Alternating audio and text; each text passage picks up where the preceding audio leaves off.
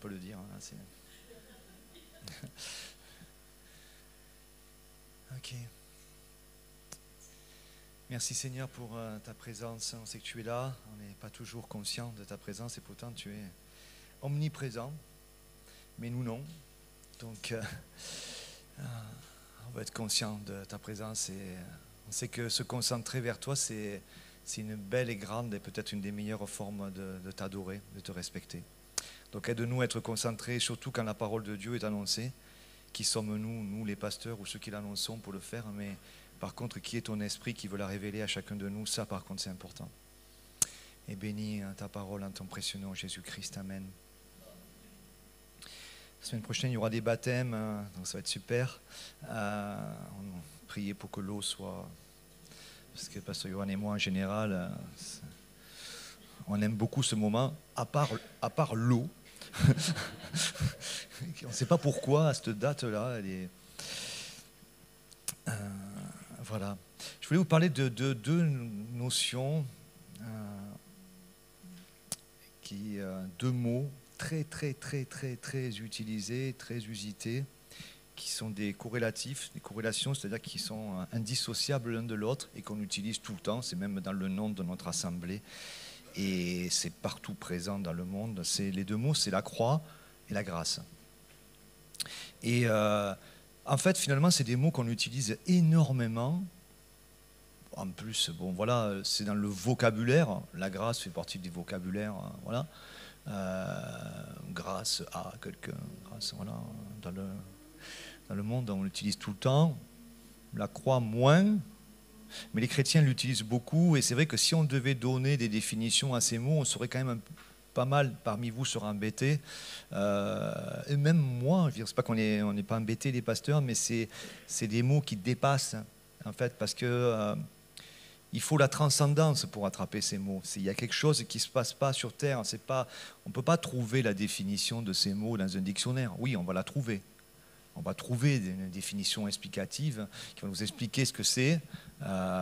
Et avec des images, on va comprendre. Mais par contre, il y a, pour les comprendre dans leur notion d'efficacité et d'action efficace en l'homme, il faut la transcendance, c'est-à-dire le contact avec de là où viennent ces notions. Et souvent, ces deux mots, alors je vous fais les extrêmes, hein, souvent on entend dire croix, trop difficile, et grâce, trop facile. Vous voyez, je veux dire, grâce, la grâce, combien de fois vous pouvez entendre, et même votre être intérieur vous l'a des fois soufflé, oh ouais, mais s'il suffit que la grâce, ça va, quoi. C'est facile du coup, ça serait beaucoup trop facile. Ne croyez pas ça. Vous voyez, ça c'est une définition de la terre. Et la croix, évidemment, un scandale, c'est trop douloureux. Quand on réfléchit, même... Fait que ça soit douloureux, alors Dieu qui s'incarne, la croix, mais vous comprenez, pour les Juifs, quand ils ont, c'est une aberration, enfin, c'est pas, vous voyez. Et alors en plus la définition de la croix pour nous sur terre, c'est si vous cherchez à expliquer la croix, si quelqu'un veut me suivre, a dit Jésus, il doit prendre sa croix chaque jour et me suivre. Vous voyez, je veux dire, je suis sûr, hein, si vous êtes honnête avec vous-même, là, que vous réfléchissez, croix, c'est vachement difficile. Alors on se dit, la croix, c'est un truc, il faut le porter, la grâce. Vous voyez. Et en fait, je pourrais vous donner une explication, vous pourrez réfléchir comme ça, et ça m'a fait réfléchir. Si vous voulez comprendre la croix, en fait, imaginez que croix, c'est une personne et grâce, c'est une personne. On va dire comme ça, d'accord ? On va dire Madame Croix, Madame Grâce. Allez, on s'amuse comme ça. Mais ça va vous aider à comprendre. Si vous voulez comprendre, vous allez voir croix. Vous vous dites à croix, j'ai du mal à comprendre. Vous savez ce qu'elle va vous dire ? Elle va vous dire, va voir grâce. Et quand vous irez voir grâce, vous direz, j'ai été envoyé par croix. Qu'est-ce que ça veut dire grâce ? Elle dira, va voir croix. Le truc, c'est que nous les dissocions souvent, et en fait, ils sont indissociables. Tu ne peux pas comprendre la croix, mais vraiment, hein, tu ne peux pas prendre la croix Tu ne peux pas appliquer la croix, tu ne peux pas espérer la croix si tu n'as pas une véritable définition de ce qu'est la grâce de Dieu. Grâce, faveur imméritée. Tu ne peux pas comprendre véritablement la grâce de Dieu. C'est-à-dire, mais c'est quoi? Ça va jusqu'où cette histoire-là, la grâce? Tu ne peux pas comprendre la grâce de Dieu si tu n'as pas une bonne définition de l'œuvre accomplie à la croix par Jésus-Christ. Vous comprenez ce que je vous dis? C'est simple, hein? Mais si vous réfléchissez comme ça, vous allez avoir, ça va s'illuminer. Parce que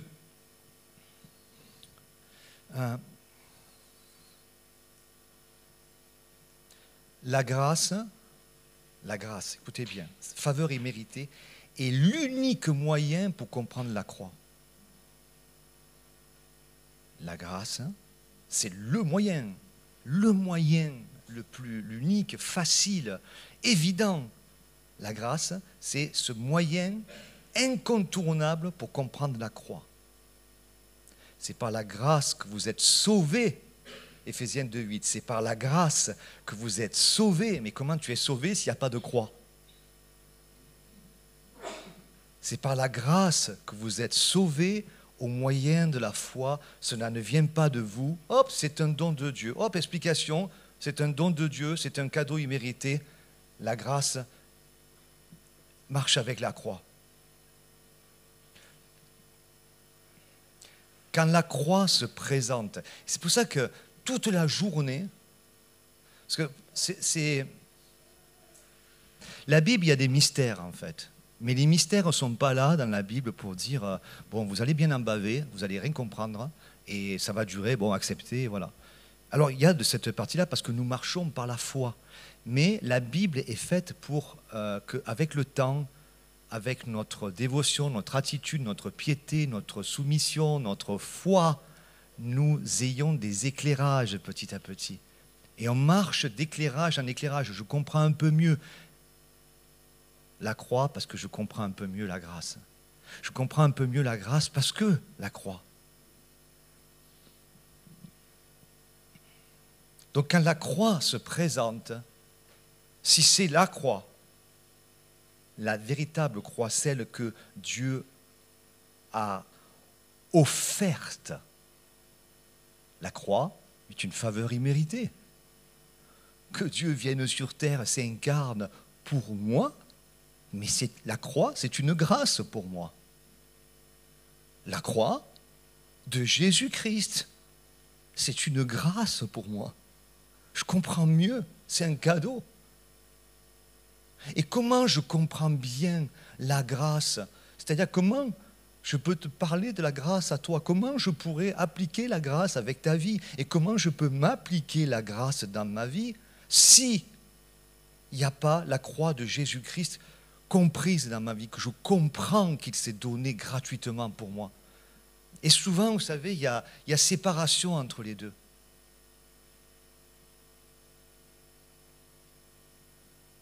Et si nous prenons dans la journée, vous avez énormément de situations. C'est ça que Jésus-Christ va dire. Nous, quand on entend Jésus-Christ qui nous dit « Si quelqu'un va venir après moi, il doit prendre sa croix », donc on se dit aujourd'hui, qu'est-ce qui va bien pouvoir se passer, où je vais pouvoir me charger de ce truc qui va être compliqué, mais je vais y arriver.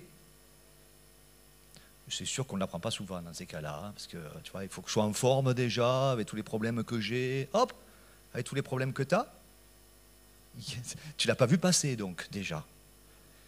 Et ça, je ne dis pas que c'est facile, mais il y a des déclics à avoir. Tout est grâce, et tout peut être croix. La croix dans la journée, c'est juste... Tiens, je fais un exemple, vous pouvez en avoir des dizaines et des centaines par jour de moments où la croix et la grâce se présentent. Ce n'est pas juste « on a été très méchant avec moi et j'ai eu une capacité extraordinaire à pardonner ». Bon, bravo. Mais des fois, c'est juste une mauvaise pensée. Tu as une mauvaise pensée. Allez, avec personne, juste tu as vu un truc, tu as envie de l'avoir, tu te dis eh, « tiens, pourquoi lui, il l'a et pas moi ?» Tu sais ? Comment tu te sors de ça ?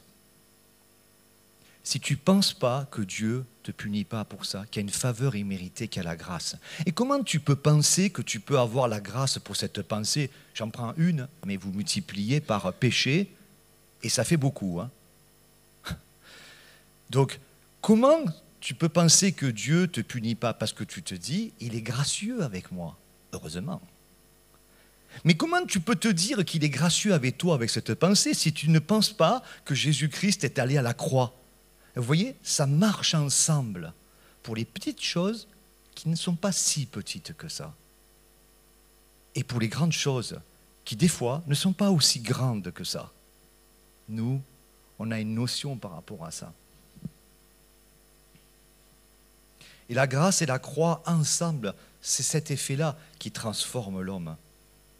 Et l'homme, je terminerai sur le dernier point, l'homme ne peut être transformé que par une seule des parties. Je vais vous donner... si, je viens de le dire, mais je l'appuie encore. Si je fais grâce à toi, à ça, peu importe, ou si je me fais grâce, c'est-à-dire que je me dis, bon, c'est vrai, ok, je fais grâce. Mais s'il n'y a pas la valeur de la croix qu'a subi Jésus-Christ, s'il n'y a pas cette pensée, en vérité, qu'est-ce que j'ai fait si juste j'applique la grâce? J'ai fait une œuvre. Je peux appliquer la grâce, tiens, je te pardonne, parce que la Bible me dit de te pardonner, donc je te pardonne. C'est une œuvre. Parce que la Bible dit plein de trucs, elle dit beaucoup de choses, hein. Elle avait dit beaucoup de choses à des pharisiens, ils ont dit crucifie-le. Donc, il ne faut surtout pas partir par là-bas. Il ne faut surtout pas partir par là-bas en se disant il y aurait un endroit où enfin je connaîtrai assez. Ben, si vous voulez lutter avec les pharisiens de l'époque, je pense qu'ils connaissent beaucoup plus de versets que nous, que moi. Ils connaissent, c'était dans leur tradition. Vous allez à l'école, on vous apprend Molière. Et eux, on leur apprenait l'Ancien Testament. Alors déjà, c'est mort pour nous. Voyez. Et quand en face de eux, ils ont eu la grâce, la grâce qui est venue face à eux, ils ont dit crucifie-le. Donc c'est pas par là qu'il faut partir. Surtout pas par là. Et si je m'applique la croix, je dis, cette partie-là de ma vie, je dois être crucifié avec Christ. La Bible dit, si je crucifie avec Christ, je vis, ce n'est plus moi qui vis. Allez, j'y vais. Il va falloir te faire grâce, mon ami, hein, parce que tu ne vas pas y arriver. C'est pas possible. C'est pas possible. Si c'était possible, l'Église serait enlevée, et elle serait revenue. Et là, ça serait possible. Mais vous ne pouvez pas comprendre la croix, vous ne pouvez pas vivre la croix. Je ne peux pas comprendre la croix et vivre la croix si je ne me fais pas grâce, si je n'ai pas la notion de grâce. Et je ne peux pas comprendre le sens de ce que c'est que la grâce, cette faveur imméritée, si je ne regarde pas à Jésus-Christ crucifié. Et du coup, là, je peux dire, oui, j'ai été crucifié. Oui, c'est un cadeau que Dieu me fait. Ce n'est pas moi qui vais me crucifier, j'ai été crucifié. C'est un cadeau que Dieu me fait par grâce, parce qu'il est allé à la croix. Et parce qu'il est allé à la croix, c'était un cadeau que Dieu me faisait, une faveur imméritée. Voilà ce que c'est aussi, et grandement et pleinement, le baptême aussi. Un cadeau, une faveur. Que Dieu vous bénisse.